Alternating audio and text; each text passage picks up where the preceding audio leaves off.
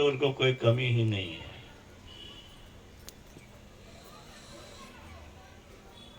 $60 लाख $70 लाख का मकान बेचता है तो करोड़ में खरीदता है।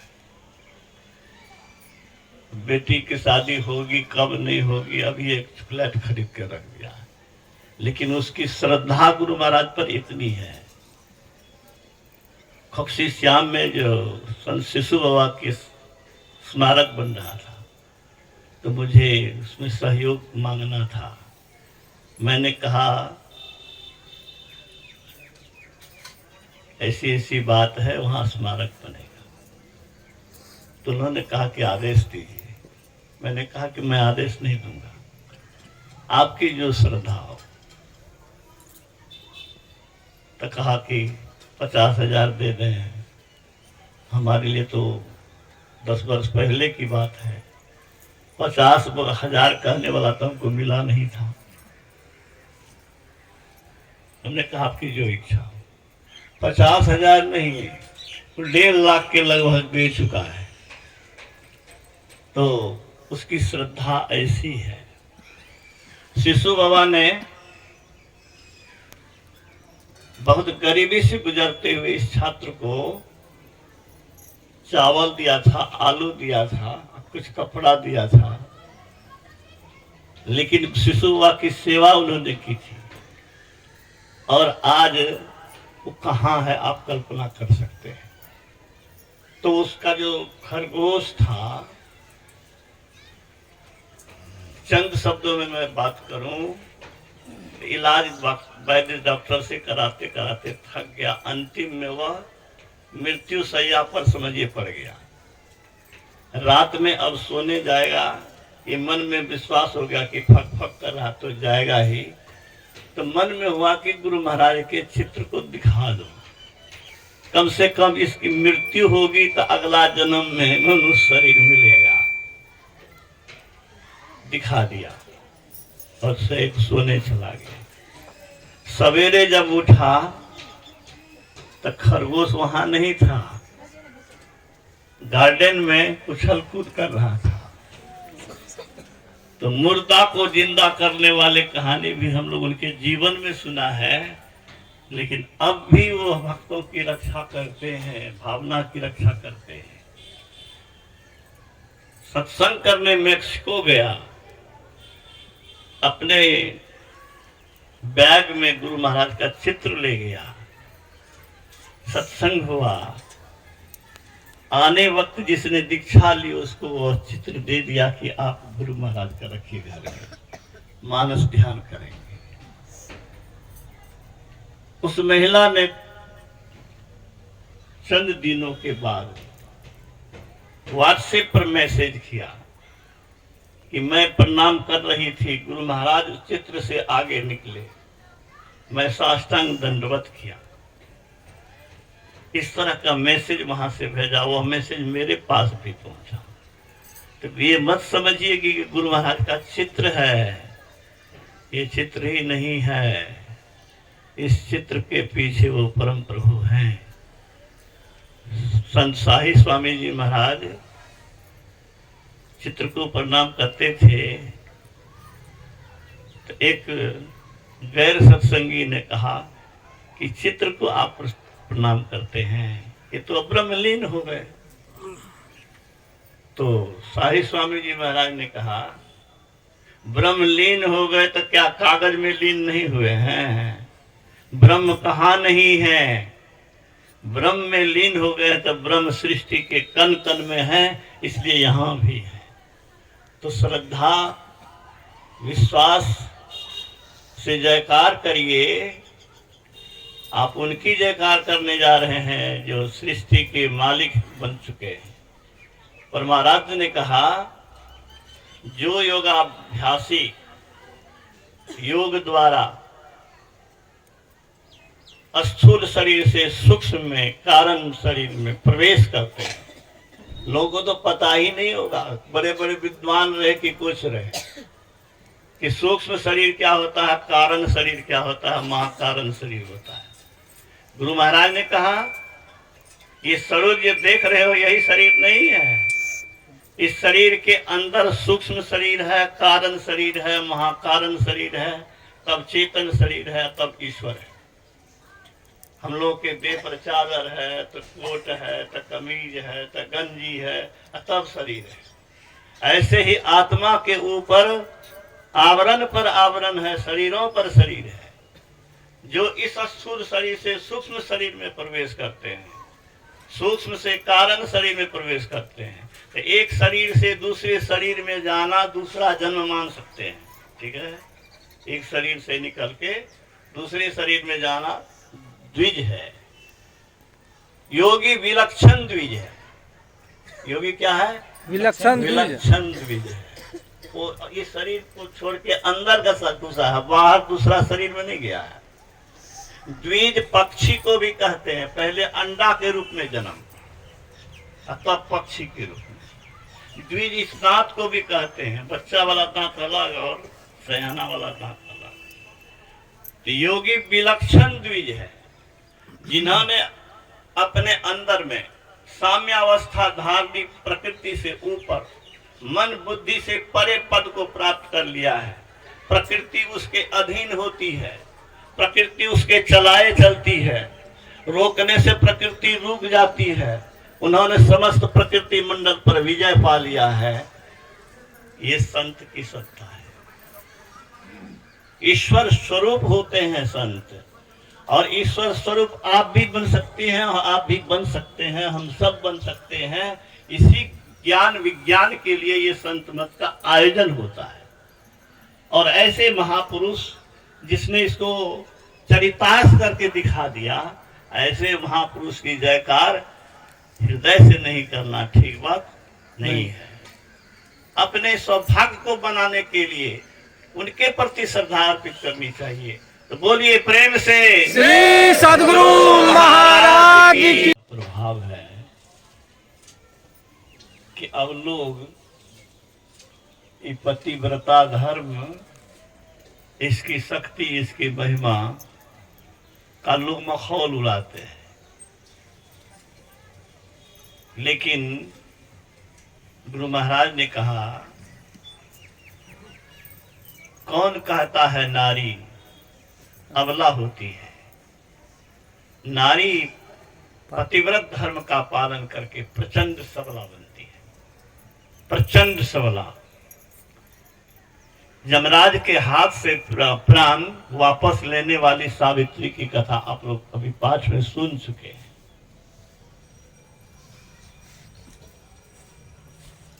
ऐसी ऐसी अनेक कहानियां हैं। जिस अनुसुईया की बात आपने सुना भी कि सीता माता को उपदेश दिया है पतिव्रत धर्म के विषय में, वो अनुसुईया कैसी पतिव्रता थी? ऐसी पतिव्रता थी कि देवर्षि नारद जाकर के माता लक्ष्मी, माता सरस्वती, माता पार्वती तीनों के निकट गुणगान किया। क्या क्या पतिव्रता है सावित्री अनुसुईया। तीनों लोक में उनके जैसा कोई पतिव्रता नहीं। तो फिर क्या हुआ होगा समझ लीजिए। जलन हो गई हमसे उबर के, हमसे बढ़ के। तो तीनों ने अपने विचारा और विचार करके कहा कि मतलब रुष्ट हो गई क्या कही के तरह। हम लोग देखने तो नहीं गए मतलब, लेकिन इतनी बात है कि उन्होंने मना लिया अपने अपने पति को कि जाइए, उसकी इतनी जयकार हो रही है, हम लोग की जयकार नहीं। तो तीनों आए, अब परीक्षा होने वाली। तीनों जब आए साधु भेष में, ये भिक्षा देने के लिए गई। कहा मैं वैसे भिक्षा नहीं लूंगा, नग्न होकर के भिक्षा दो। तब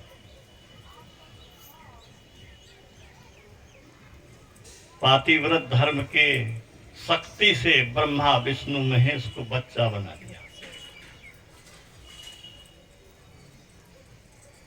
अब बच्चे को क्या मालूम है कि ये नग्न है या क्या है। कुछ दिन जब बीता तब देवियों को चिंता होने लगी कि लौट के तो आए नहीं। देवर्षि नारद फिर खबर दे दिए कि क्या सोच रही हैं, अब आप लोग को पति मिलने वाला नहीं है। हाँ, अब तो पति आपके हाथ से गए। वो बच्चा बन करके अनसुईया के यहाँ खेल रही है। तब तीनों को आना पड़ा अनसुईया के यहाँ, निहोरा करना पड़ा, तब उसको मुक्ति मिली है। पतिव्रत धर्म, गुरु महाराज कहते हैं कि नारी अगर पतिव्रता हो और पुरुष और एक नारी व्रतधारी हो तो संतानें अच्छी होगी, वृथा न हो ही देव ऋषि वाणी। ये परमात्मा की वाणी है। यह भी आपने सुना कि हम जैसे तैसे रहें, हम चाहें कि पत्नी हमारी पतिव्रता हो, कैसे होगा। कर्महीन को लहे नहीं भली वस्तु का हो, दाग पके मुख पाक को हो तो पाक के रोग, दाग पके मुख काक को हो तो पाक के रोग। तो प्रचंड सबला बनने के का अवसर है।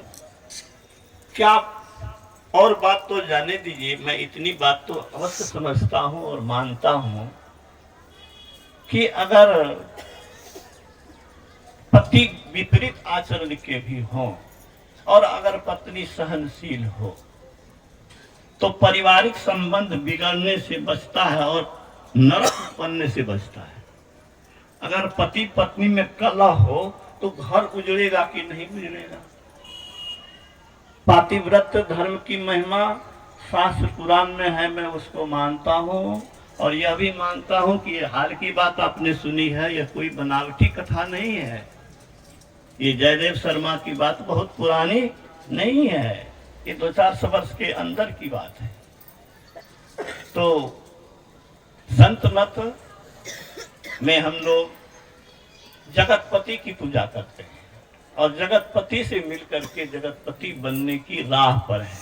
संत मत का मुख्य विषय यही है। गुरु महाराज ने कहा कि औरतें सिर्फ पति की पूजा करे, ईश्वर की पूजा नहीं करे, यह उचित नहीं है। उसे भी ईश्वर की उपासना करनी चाहिए। तो घर में पवित्र आचरण से रहें। भगवान राम के आदर्श को हम लोगों ने, आप लोगों ने भी सीरियल में देखा होगा। भगवान राम जब शादी करके लाए हैं, सुहागरात में जा रहे हैं, उस सीन दिखा रहे हैं, तो भगवान राम ने सीता से कहा कि पहला मिलन में कुछ सौगात दिया जाता है, तो मैं सौगात में कोई चीज नहीं दूंगा, एक वचन देता हूं। क्या दिया? मेरे जीवन में दूसरी नारी नहीं आएगी। मैं समझता हूं कि अगर ऐसी भावना हृदय में है तो उसका हृदय शुद्ध है। चाहे औरत हो या मर्द हो, यह व्यभिचार से बचना हुआ, यह व्यभिचार से बचना हुआ। स्वामी राम तीर्थ ने कहा, तुम्हें सांसारिक वस्तु से प्रीति भाती है, सांसारिक वस्तु से प्रीति भाती है, पैसे से, मकान से, पद से, प्रतिष्ठा से प्रेम है। अरे दिल के मंदिर में यह व्यभिचार, इसको उसने क्या कहा? व्यभिचार। व्यभिचार क्यों कहा व्यभिचार? क्या व्यभिचार हो गया भाई? हम धन कमा रहे हैं, धन से प्रेम कर रहे, तो व्यभिचारी हम कैसे हो गए? उनकी निगाह कितनी पैनी है। वो कह रहे हैं व्यभिचार इसीलिए कि जिस दिल में परमात्मा को बैठाना चाहिए था, अपने जगतपति को बैठाना चाहिए था, उस जगतपति को निखार करके सोने चांदी मकान और संसारिक चीजों को तूने बसा लिया। यही उनके कहने का भाव है।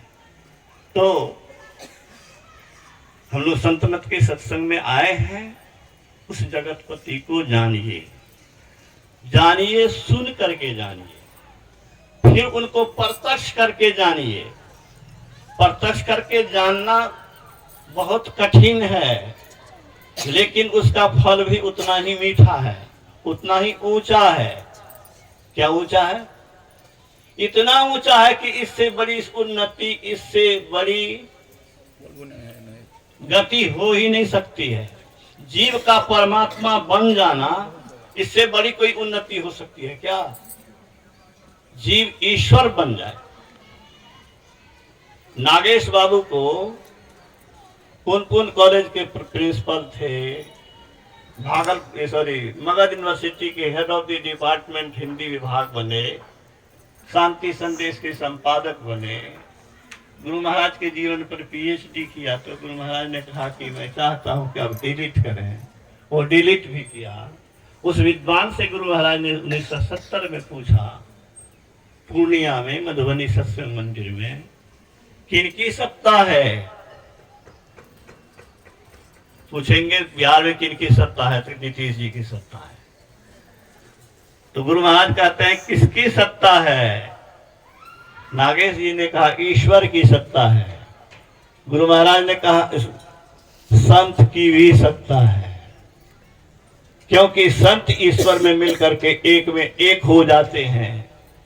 आप में, हम में वही सुअवसर है, जिस सुअवसर का लाभ लेकर के गुरु महाराज नर रूप में नारायण बने। और ये संत मत का सत्संग आयोजन भी इसीलिए होता है कि लोग जाने, क्या जाने, कि मैं भी ईश्वर में मिलकर के ईश्वरी शक्ति प्राप्त कर सकता हूं और करोड़ों जन्मों तक जो दुख दुर्दशा भोगेंगे उससे बच सकते हैं। उसी के लिए संत मत सत्संग का आयोजन है। मैं कह रहा था शरीर की बात। शरीर एक नहीं, 4 जड़ शरीर है। जड़ मतलब ज्ञानहीन, जड़ का मतलब ज्ञानहीन, ज्ञानहीन शरीर। ईटा पत्थर में कोई ज्ञान है क्या? जिसमें जीव है समझिए वहां पर चेतन है, चेतन नहीं तो वह ज्ञान विहीन है, वह जड़ है। ये शरीर भी जड़ है, तो हम लोग देखते हैं प्राण निकल गया फिर तो ये दुर्गंध विकृत होने लगता है, सड़ने लगता है। इस शरीर के अंदर भी शरीर है। गुरु महाराज कहते हैं जैसे बीज होता है, अंकुर होता है, फिर क्या होता है? वृक्ष होता है।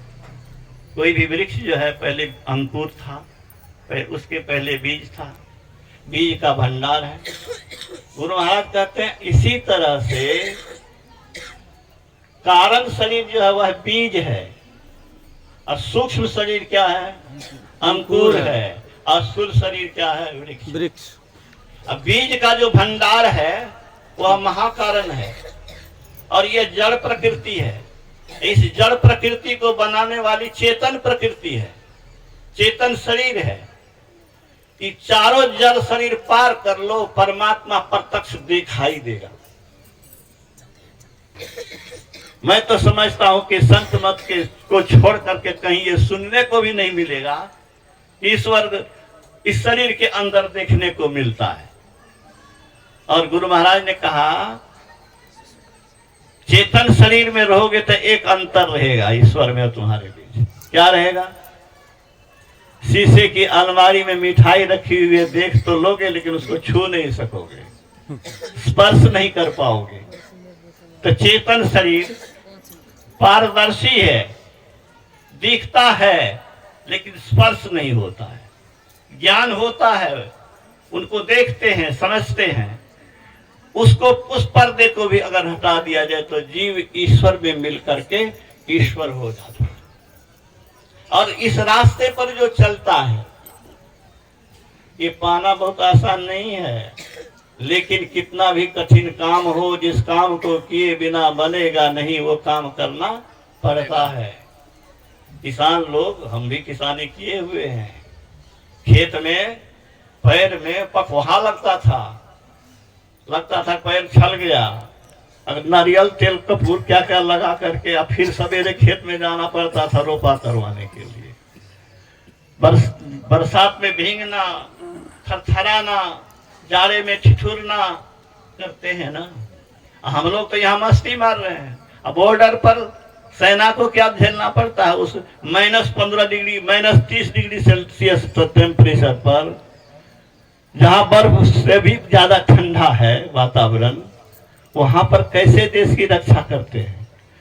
तो जिस काम को किए बिना आराम नहीं, चैन नहीं, कल्याण नहीं, कुशल नहीं, वो काम करना पड़ता है।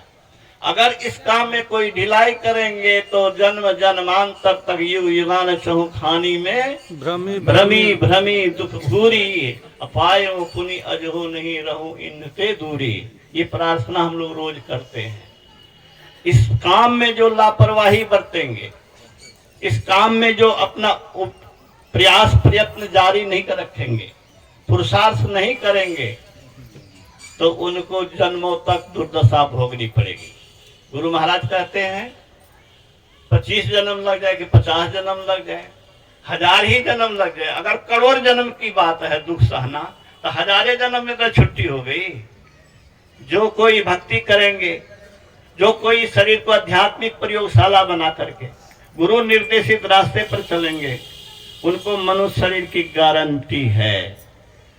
कहां से गारंटी है? भगवान कृष्ण के गीता को पढ़ करके देखिए।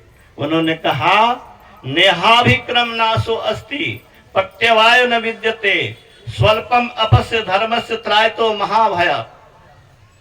अर्थात क्या मतलब हुआ? आरंभ इसमें है अमिट, आरंभ इसमें है अमिट, अमिट, यह विघ्न बाधा से परे। इस धर्म का तनिक पालन भी सर्व संकट को हरे। संकट क्या है? मनुष्य शरीर जो ज्ञान वाला शरीर है, बुद्धि वाला शरीर है, वो शरीर छीना जाएगा और कुत्ता बिल्ली की जोनी में चले जाओगे।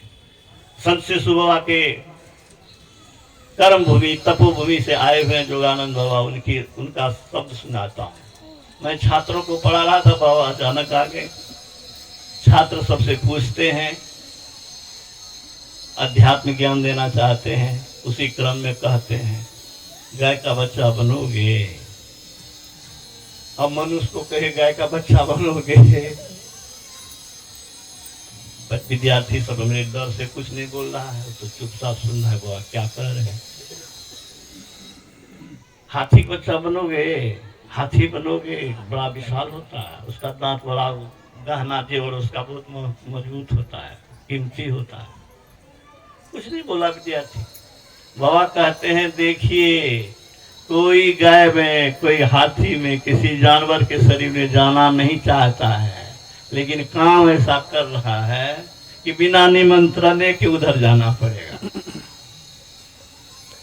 तो जो भक्ति नहीं करेंगे, संत सदगुरु की छत्र छाया में रहकर के शरीर को आध्यात्मिक प्रयोगशाला बनाने की कोशिश भी नहीं करेंगे, उनको कुत्ता बिल्ली की जोनी में जाने से कोई बचा नहीं सकता है। गुरु महाराज ने कहा आप मनुष्य शरीर में हैं, सांप बिच्छू भी बन सकते हैं और देवता से ऊपर भी जा सकते हैं। बड़े बड़े पदाधिकारी को दुख की दुर्दशा देखी गई है। और मैं तो कहता हूं कि पदाधिकारी जितना बेईमान है उतना अनपढ़ मजदूर बेईमान नहीं है,